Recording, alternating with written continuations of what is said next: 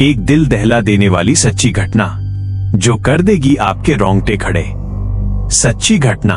ये कहानी है रोहित नाम के लड़के की। रोहित सेक्टर 18 की एक आईटी कंपनी में जॉब करता था। एक दिन रोहित ऑफिस का काम खत्म करने में बहुत लेट हो गया। रोहित खुद से ही धीरे से बोला, अरे यार, आज तो मैं बहुत लेट हो गया। रोहित ने सोचा कि प्रिया को कॉल कर लूं। प्रिया ऑफिस की ही फ्रेंड थी। रोहित ने प्रिया को कॉल लगाया तो प्रिया बड़ी मीठी आवाज में बोली, जी मिस्टर रोहित जी, मैं आपकी कॉल का ही इंतजार कर रही थी।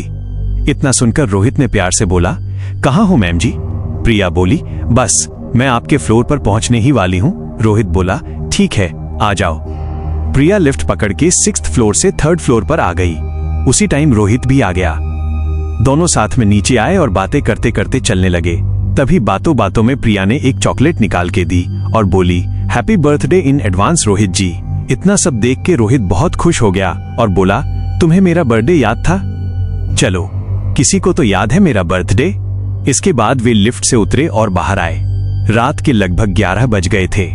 प्रिया बोली, ठीक है रोहित, अब चलते हैं, काफी टाइम हो गया है। रोहित बोला, ठीक है, आराम से जाना। दोनों एक दूसरे को बाय करके अपने अपने घर निकलने लगे। प्रिया दिल्ली की तरफ चली गई और रोहित अपने घर पर ही चौक की तरफ आने लगा। रोहित अक्सर ऑटो या बस का उपयोग करता था, लेकिन उस दिन ज्यादा देर हो गई थी तो उसने कैब बुक कर ली। कैब लगभग 10 मिनट में आ गई। रोहित कैब में बैठा, ओटीपी बताया और कैब चल दी। रोहित उस चॉकलेट को देख के मन ही मन बहुत खुश हो रहा था। कुछ देर बाद वो अपनी लोकेशन पर पहुंच गया। लोकेशन कैलाश हॉस्पिटल की थी, जहां से वो रोड क्रॉस करके पैदल अल्फा 1 जाता था। रोहित ने चॉकलेट बैग में रख ली और पैदल चलने लगा। रोड क्रॉस करके रोहित अल्फा 1 में एंटर कर गया। रोहित का घर गली नंबर 10 में था। आते आते लगभग 11:50 का टाइम हो गया था। रोहित जैसे ही गली नंबर 8 के पास पहुंचा, उसे एक बच्चे के रोने की आवाज आने लगी। रोहित उस आवाज का पीछा करने लगा। थोड़ी आगे चलकर उसे एक बच्चा दिखा। बच्चा घरों के बाहर रखे कूड़ेदान के पास बैठा रो रहा था। रोहित डरते डरते बच्चे के पास गया, उसके कंधे पर हाथ रखा और बोला, ए बच्चे। इतना सुनते ही बच्चा एकदम शांत हो गया। रोहित ने पूछा, किसका है बेटा, और इतनी रात में यहाँ क्या कर रहा है?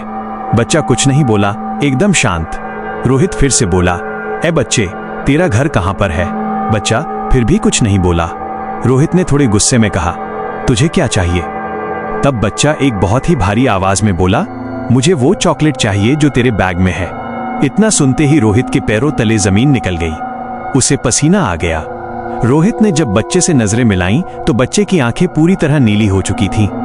रोहित बुरी तरह डर गया और अपनी जान बचाकर तेजी से अपने घर की तरफ भागा। रोहित ने डरते डरते अपने घर का ताला खोला और जैसे ही गेट खोला, अंदर वही बच्चा खड़ा था। रोहित और भी ज्यादा डर गया। बच्चा चॉकलेट चॉकलेट चिल्लाता रहा। बच्चा जितनी बार चॉकलेट बोलता, वो 1 से 2 और 2 से 4 होते जा रहे थे। रोहित ने घबराकर जल्दी से बैग से चॉकलेट निकाल के उसे दे दी और उसके बाद रोहित वहीं बेहोश हो गया। अगले दिन लगभग 1 बजे रोहित की आंख खुली, वो भी प्रिया की कॉल की आवाज सुनकर। रोहित ने कॉल उठाई। प्रिया बोली, हैप्पी बर्थडे रोहित। रोहित ने मरी हुई आवाज में बोला, थैंक यू प्रिया।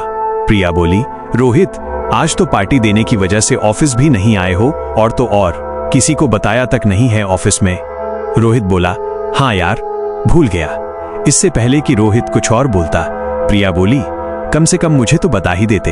इतना सुनते ही रोहित की नींद फटाक से खुल गई। उसके बाद रोहित ने उसे सारी बात बताई जो रात में हुई थी। निष्कर्ष, बताया जाता है कि जिसका भी बर्थडे होता है, उस ऑफिस में उसके साथ ये घटना जरूर होती है।